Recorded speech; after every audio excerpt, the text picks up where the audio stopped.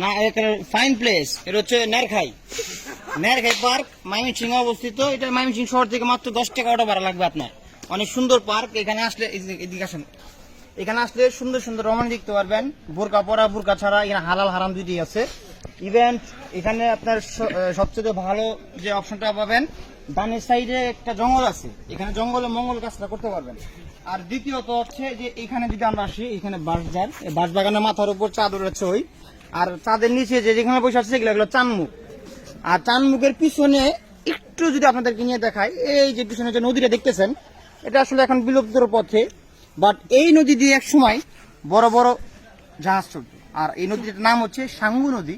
এই নদীর যে জাহাজগুলো চলতো, সেই জাহাজগুলার সাইজ ছিল বা ওজন ছিল হচ্ছে একটা 300 টন 400 টনের জাহাজ চলতো।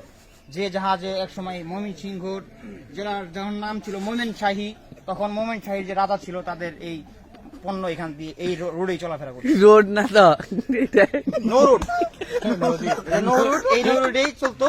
আর আমাদের এখানে বাগানে, আমাদের এই পার্কে পাচ্ছেন হচ্ছে ইন্টারন্যাশনাল মানের ফুলের গাছ। যে ফুলের গাছের ভিতরে সাদা ফুল ফুটবে, অন্য কোনো ফুল ফুটবে না, কারণ সাদা ফুল থেকেই আপনার যে জিনিসটা একটা সাদা যে আছে, সাদা দিয়ে কিন্তু অনেকগুলো বাচ্চা জন্ম হয়। এরকম এই ফুলের কালার সাদা। আশা করি